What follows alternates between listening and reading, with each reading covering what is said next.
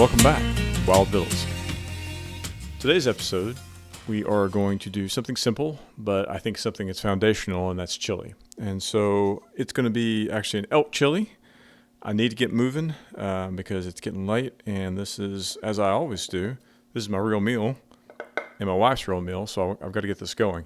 So I've already got a heavy enamel cast iron on the stove and been heating up. I've got some olive oil in it. Doesn't matter what kind of oil. Could have been vegetable, canola, whatever. Just a little bit on the bottom. And I've got, this is 2 small yellow onions. You could do a medium or a large onion.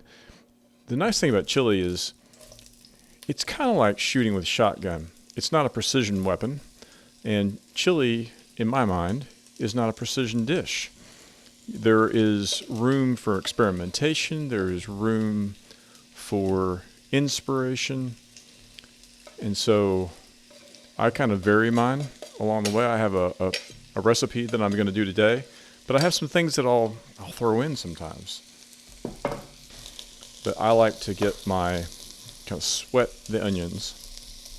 I've heard saute, I've heard sweat, cook until translucent, whatever the case may be.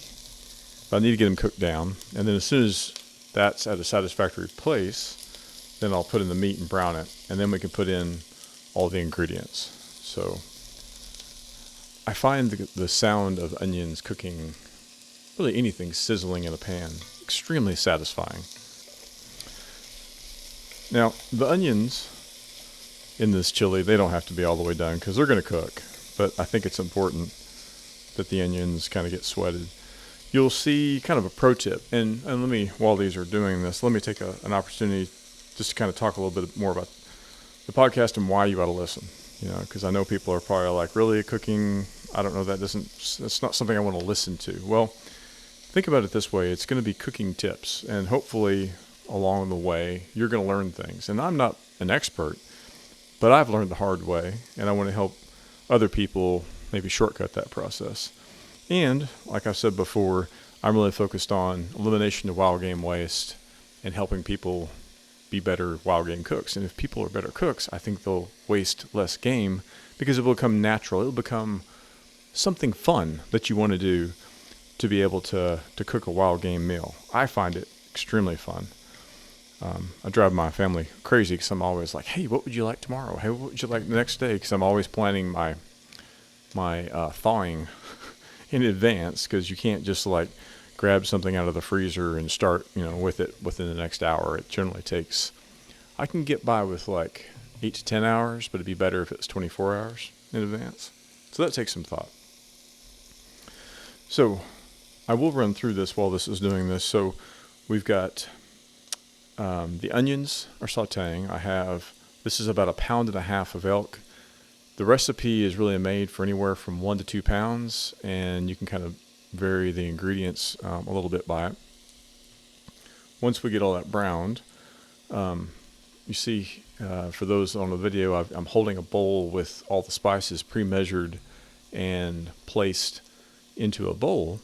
And so in that is 2 tablespoons of brown sugar, bring it a little sweet, 2 tablespoons of cocoa. This is like baking cocoa. It's kind of think about like chocolate, or it looks like what we use for chocolate milk, but it's not, and it's unsweetened, and that kind of gives it a savory. Let's see here. Also 3 tablespoons of chili powder, and that's a lot. And some people may kind of pull back on that, but that's what I like in there. 2 teaspoons of cumin, 2 teaspoons of paprika, smoked paprika, and 3 teaspoons of salt. Some also might say it's a little bit much, but I think it's just right. And 1 teaspoon of pepper is what's in that bowl that I'll put in there. We're also going to put in chipotles, and I do about a spoonful of chipotles in adobo.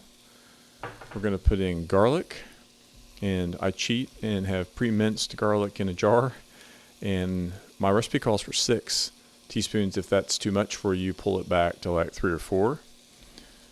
And it is kind of tomato based, so I do 2 cans of sauce, and I do 1 can of diced, sometimes petite diced tomatoes.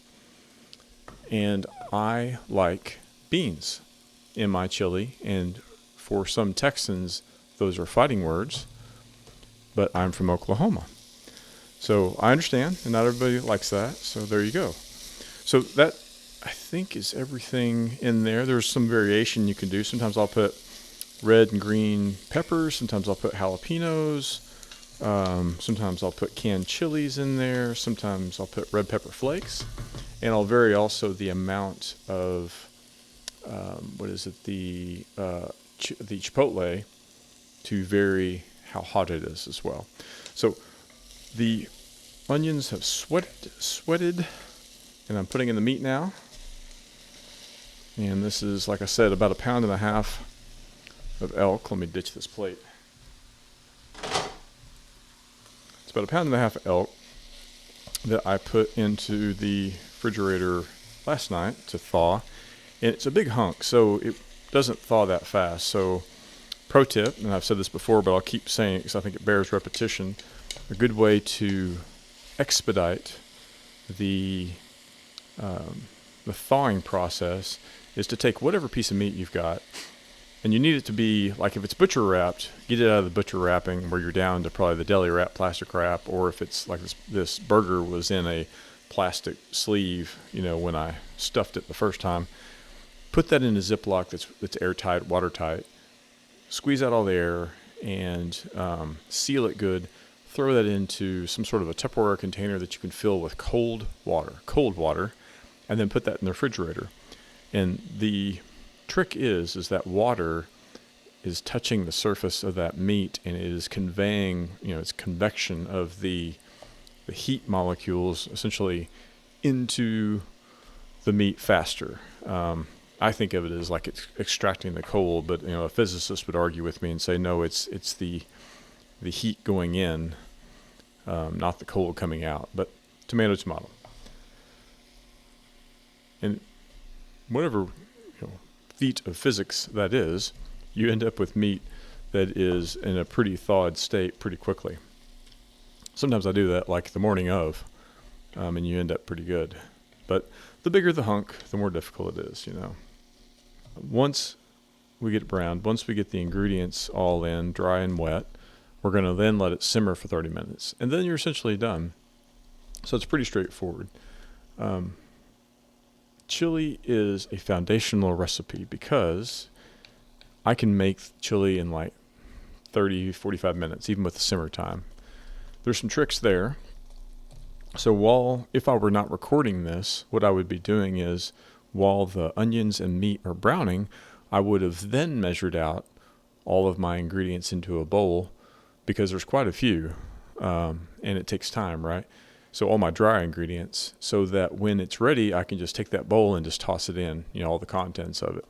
And that saves a lot of time. It's something called, unproductive time. I've heard other home cooks and chefs talk about this. So just ways to be more efficient, because your family may get hungry. I know my wife does and doesn't like it if I miss kind of our, we like to have dinner at like 6:30.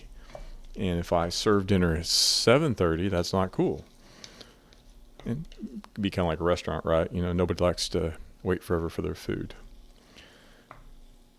But I think, chili is something that you can whip up. It keeps, quite well for leftovers. We also do chili dogs, meaning, for leftovers, maybe we'll do a hot dog and put some of the chili over it. It freezes extremely well. I sometimes make extra for camp food, so that I'll vacuum seal it into kind of a serving size, or if there's a couple of us, maybe two servings into a vacuum bag. And then when we're at camp and it's frozen solid, and I would have thrown it in the cooler, right? It's starting to probably get thawed. I will put it in a pot of boiling water, kind of like sous vide, and that was a recent episode that I did on sous vide. Kind of like sous vide, it'll heat it up. The water is boiling, or maybe it's simmering just under. It's like 200 degrees. If it's boiling, it's 212. And it will heat that chili up, and it won't melt the bag because it's like a high temp plastic. And it's an easy way to reheat food in the circumstance that you're out and about. And you can do, anywhere from 1 to 2 pounds. I cook my chili with no fat in it, and that's primarily because I'm not putting fat in most of my game meat. I do some because of some of the dishes that I make, like burgers or meatballs or meatloaf, things like that. You need it to get it to stick together. And so generally, and I've said this before, I generally don't put fat in. If you did have burger with fat, it's okay. You just might want to drain it because you don't want too much, grease or fat in the chili. But what my point is this does well with lean meat, which wild game is. Now, I kind of wondered, should I even do a chili recipe? But I will, raise my hand and say that I used to, when I first started, cook chili out of a box. And what I mean by that is I bought all of the dry ingredients kind of, pre-mixed, pre-measured and everything, and you just kind of dump all those in. You put in the sauce, and you put in the meat, and bada boom, bada bing, you've got chili. And it had a thing of cayenne pepper, and you would use all, half, or none to make it anywhere from 0 to 2 alarm. And funny enough, I came up with this actually recipe because I was at a work event where we were doing a team building, and we were at a hotel, and they had the hotel chef there, and we had a chili making contest. And I was a supervisor of the group, so I wasn't going to take over the project. And the team that I was on was like, well, you guys, you run with it. And all of them said, we don't cook. And I said, okay, well, let's see what we got. And so I kind of ended up taking it over. They gave us a basis, kind of a basic recipe. They said, don't follow this recipe, but here is a basic recipe of chili. And they gave us all these ingredients on the table, and I came up with this concoction, essentially. And it was so good that it won the competition. So I call this my award-winning chili. So Chris's award-winning wild game chili.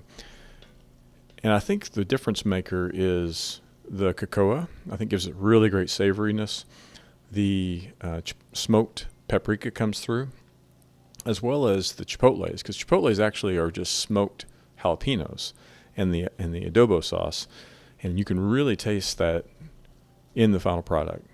So it's one of my favorite chilies that I've ever had. But like I said, I vary it as I go along. So I'm hoping that folks, first of all, I hope this helps somebody, and I hope that somebody's out there listening. I know that my mom's listening. Hi, Mom. But I would like to hear from folks. So if there's something that you would like for me to cook, or you have a question, or maybe you have a cut and you're like, dude, I'm having a hard time figuring out how to use this X. It doesn't have to be deer. I'm doing a lot of deer right now because I have a lot of deer in the freezer. Get on Instagram on Wild Vittles Podcast and shoot me a DM. And I'd like to converse. And I'll try to get back to you. This is a passion project. It's for fun. Not too serious. Okay. I would call that thoroughly browned. I'm going to get my let's start with wet ingredients. We're going to put the sauce in. 2 cans of sauce. My hand can opener here. I don't know why, but I have vivid memories of my parents having an electric can opener and the sound it made. But yeah, we have a hand can opener. I feel a little bit like I'm cheating when stuff comes out of a can, but come on, it's ingredients, So I think we have to embrace the conveniences that we have in modern life, right? The diced tomatoes, people might say, hey, you're going to drain that? No, I want the sauce. And there's also a preference in, do you like your chili to be saucy? I've seen a test where it needs to be able to stick a spoon in it and still, stick straight up. And mine's probably not quite that thick. But you could always simmer it if so desired. So I've added the sauce, I've added the diced tomatoes, and what we've made at this point is tomato soup. So it's not a chili until you put, in my mind, the chili powder in there. So again, I've got my pre-measured ingredients I went over earlier, and so I'm not going to run through that again. and it's in the show notes as well in the description on what all these are. Very attainable. Probably the one that's most exotic for people is either the smoked paprika or the cocoa. But I think in a basic world, you've got to have at least the chili, the cumin, salt and pepper, and you can experiment from there. So I'm gonna put that in. Make sure I got all of it out of the bowl, and mix those ingredients in. And I don't know, people might think it's weird about the cocoa, but a long time ago, I've heard of people putting in like chocolate bars into it. I think that's one of the key ingredients for me is really the cocoa. Gives it just a real good savory, because you'd think, oh, it's really sweet. No, it's unsweetened cocoa. And funny enough, just something as basic as pepper. The pepper really gives it a bite. Okay, here's another pro tip. And I'm not going to do it just yet because it's not quite ready. But if you're a home chef, if you're a cook, you need to be tasting your food. If you taste your food for the first time that you serve it to somebody else, shame on you, because you need to figure out, does it need salt? Does it need pepper? Have I missed an ingredient? And I'll often add a little bit of something, because they'll taste it, and if you do this a few times, you'll be like, yeah, that's missing something. You'll come up with a better result by doing that. And this is what's done like on a commercial basis, right? I've even seen like bartenders, they'll take a straw in a mixed drink, and they'll stick that straw in there, put their finger over the top, pull it out, and then they drink that straw. So they're not drinking out of your drink, but they're testing that drink to make sure that the mix, the balance of that drink is right. It's kind of what we're doing here, but not with the straw. And since this is my family, I can take a spoon in, and if I was cooking for somebody, I'd only use a clean spoon and then not reuse it, right? But this is with my wife, so I may, if you see me double dip with a spoon, don't send me any hate. All right, we have got our dry ingredients. We have got most of the wet ingredients. I need to put in the garlic, and I vary the garlic. Oh my God, that's so hard to open. I vary the garlic up to six cloves, and that's a lot. So sometimes I'll pull back. So this is pre-chopped, minced. So every teaspoon is a clove, notionally. So I'm probably going to put in about 4, 2, 3, 4. Okay. Oh, that got stuck. Maybe a little bit more. Okay, we're going to put in 5.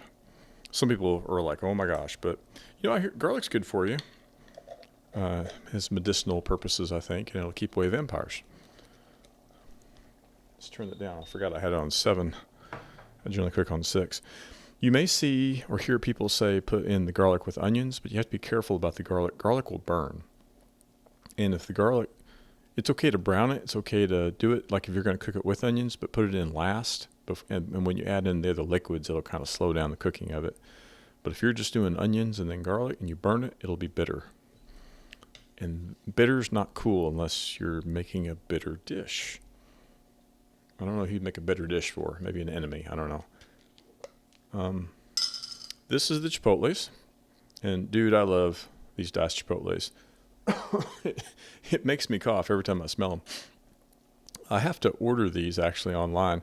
They're diced and they're in a jar, and that way I don't have to open a can and dice them myself. Plus, I don't need a whole can, because even a teeny tiny can's got like several peppers in it, and I don't want to put several peppers in.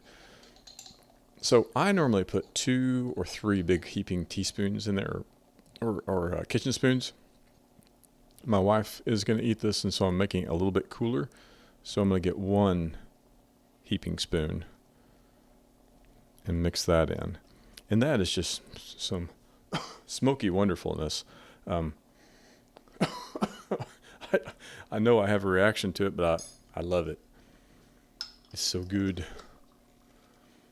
All right. So mix that in, fold it in. And you can see now it's taking on the look of chili. I'm going to go ahead. Some people wait, and I just don't want to screw with it at the end. I'm going to go ahead and put the beans in. My chili is pretty liquidy, so I'm going to actually drain my beans. And I'm just using pinto beans. You don't have to use beans. You don't have to use pinto beans.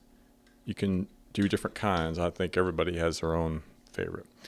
Like I said, it's not necessary that you drain them. It's more of a preference. I just didn't need the additional liquid.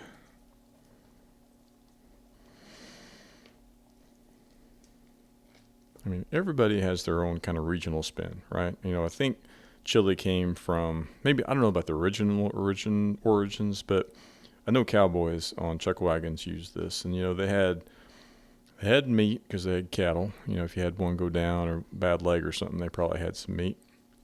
They had beans and they had spices. I bet they didn't have tomatoes.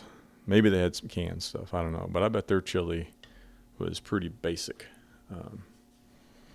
But something kind of stick to your ribs, good campfire type meal. We're having a winter storm coming, and so that's another reason I'm cooking this up for cold weather here in Texas. All right, I'm going to give this one more spin, and then I'm going to put the lid on it, get it up to temp, and then I'm going to turn it down and let it simmer. Let me put this away. And then that's your chili. So we're going to let it simmer for 30 minutes. And then it's done. And then you get the fun part. You can put cheese on top, jalapenos. I do mix Fritos in it. I think that's a must. I almost forget about it because it's just like a given. And you're good to go.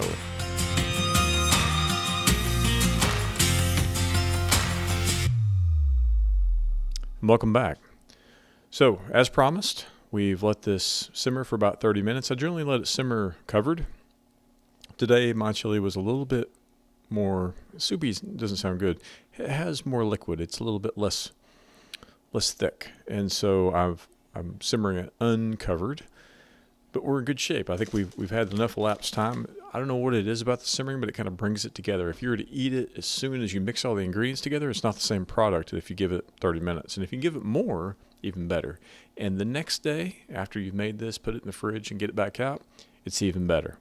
So I'm taking my Fritos and I'm pouring them into a bowl as if it was breakfast cereal. Oh, I need to turn off my oven. And so I like to get a good base of Fritos. This is for folks that aren't as familiar with the use of Fritos in your chili. And then I'm using a half cup measuring cup. A serving of chili for me is 2 cups. Some people it's 1 cup. So somewhere in that region. And you don't have to do it exact. Maybe I'll do 1.5. But I like to pour that over the Fritos.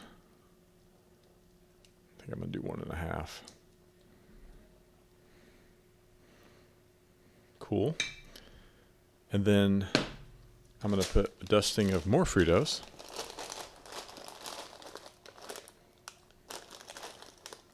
On top of that. And then you get I have Mexican shredded cheese. I don't suppose it has to be Mexican, but whatever cheese that you prefer. And it needs to be while your chili is good and steaming hot.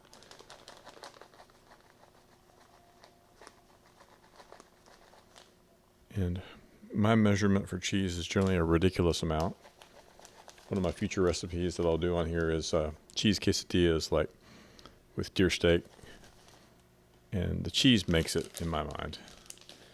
And then to top it off, I am going to put in, this doesn't look too sightly, I'm going to put in some jalapenos. So jarred, kind of just regular jalapenos. I like to put those all over the top. It's kind of a little bit extra heat because my family doesn't like it too spicy. I like it spicy. So this kind of gives me a little bit more balance of a little more heat distributed throughout. It's like a surprise. It's like in a king cake when you find baby Jesus in there. And you get really excited about that. So let me get that all presentable and distributed. So here you have Chris's award-winning venison chili. This time it's elk chili. Generally it's deer chili. Give it a try. Give it a whirl. It'll warm you to the core. It'll be good the next day, and it's great over a campfire. So, bon appetit. Let's do it all for the wild game. Be bold, try new things, and I hope you will be a better wild game cook because of listening to this. So, thank you. Goodbye.